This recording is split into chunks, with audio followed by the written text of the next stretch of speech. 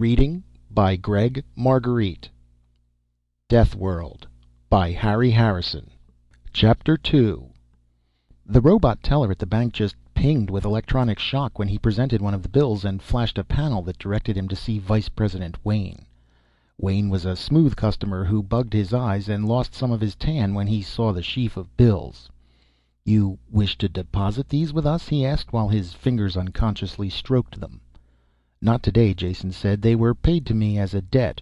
Would you please check that they are authentic and change them? I'd like 500,000 credit notes." Both of his inner chest pockets were packed tight when he left the bank. The bills were good and he felt like a walking mint.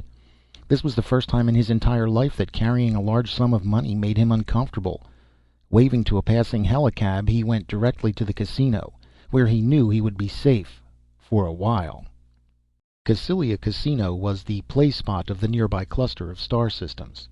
It was the first time Jason had seen it, though he knew its type well.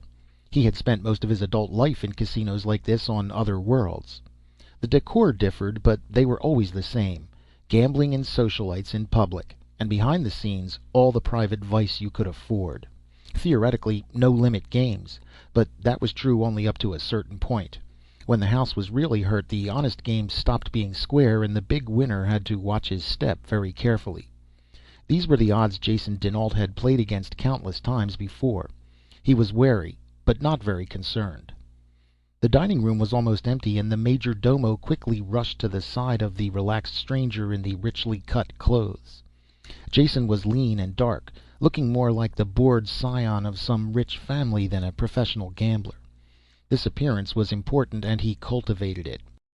The cuisine looked good, and the cellar turned out to be wonderful. He had a professional talk with the sommelier while waiting for the soup, then settled down to enjoy his meal. He ate leisurely, and the large dining room was filled before he was through. Watching the entertainment over a long cigar killed some more time. When he finally went to the gaming rooms, they were filled and active. Moving slowly around the room, he dropped a few thousand credits. He scarcely noticed how he played, giving more attention to the feel of the games. The play all seemed honest, and none of the equipment was rigged. That could be changed very quickly, he realized. Usually it wasn't necessary. House percentage was enough to assure a profit. Once he saw Kirk out of the corner of his eye, but he paid him no attention. The ambassador was losing small sums steadily at 7 and silver, and seemed to be impatient, probably waiting for Jason to begin playing seriously. He smiled and strolled on slowly. Jason settled on the dice table as he usually did.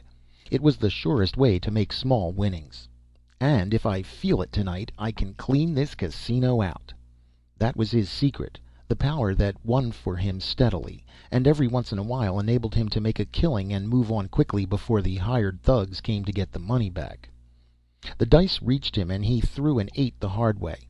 Betting was light, and he didn't push himself, just kept away from the 7s.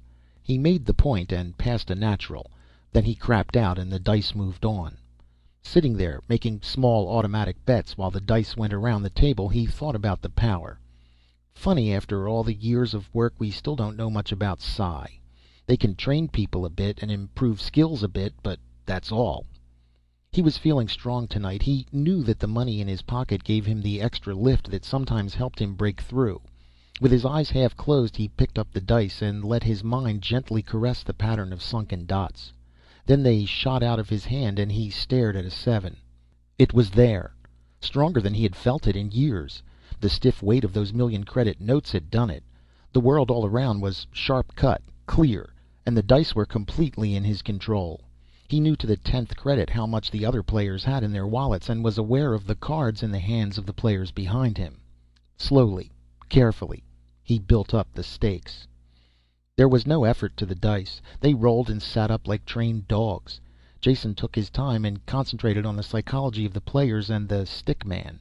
It took almost 2 hours to build his money on the table to 700,000 credits. Then he caught the stick man signaling they had a heavy winner. He waited until the hard-eyed man strolled over to watch the game. Then he smiled happily, bet all his table stakes, and blew it on one roll of the dice.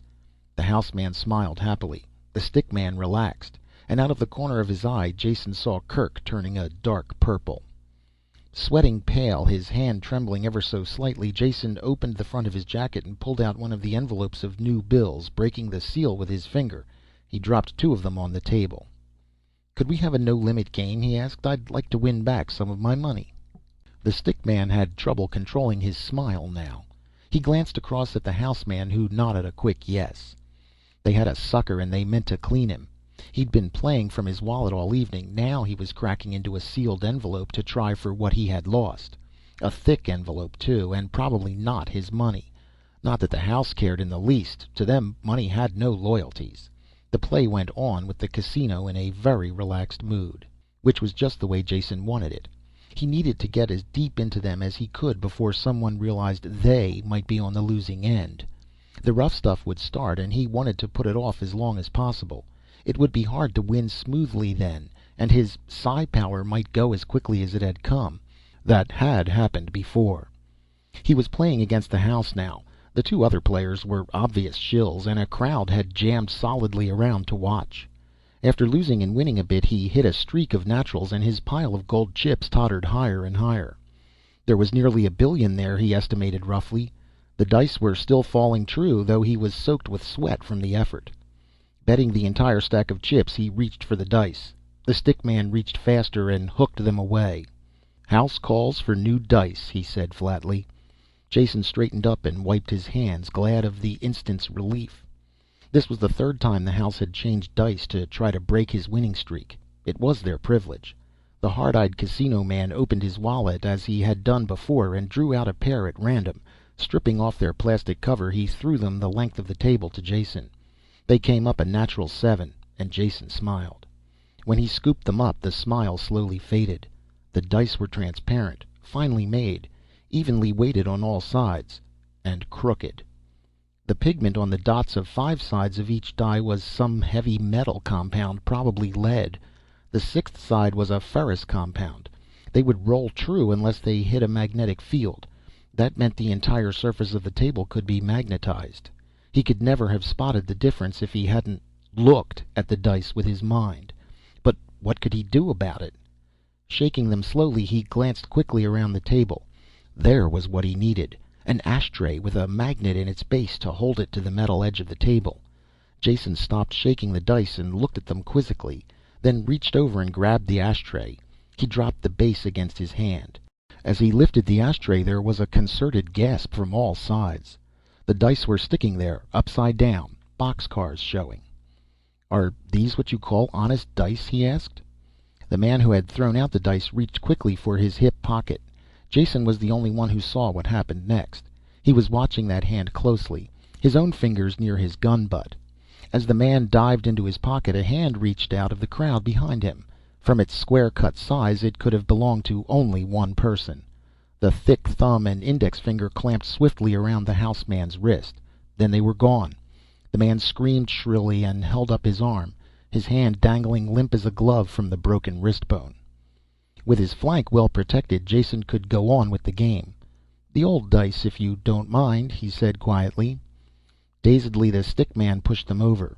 Jason shook quickly and rolled. Before they hit the table, he realized he couldn't control them. The transient psi power had gone. End over end they turned and faced up 7. Counting the chips as they were pushed over to him, he added up a bit under 2 billion credits. They would be winning that much if he left the game now, but it wasn't the 3 billion that Kerk needed. Well, it would have to be enough. As he reached for the chips, he caught Kerk's eye across the table, and the other man shook his head in a steady no. "Let it ride," Jason said wearily. "One more roll." He breathed on the dice, polishing them on his cuff, and wondered how he had ever gotten into this spot. Billions riding on a pair of dice. That was as much as the annual income of some planets.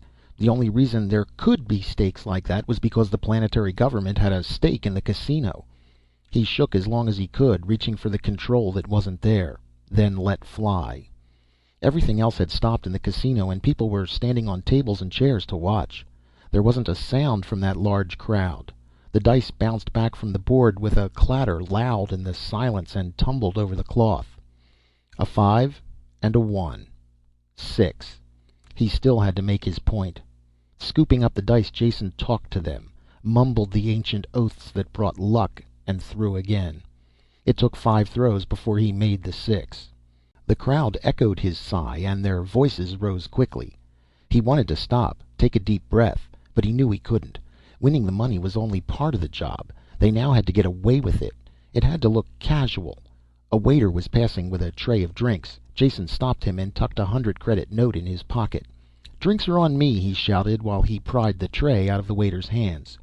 Well-wishers cleared the filled glasses away quickly, and Jason piled the chips onto the tray. They more than loaded it, but Kerk appeared that moment with a second tray.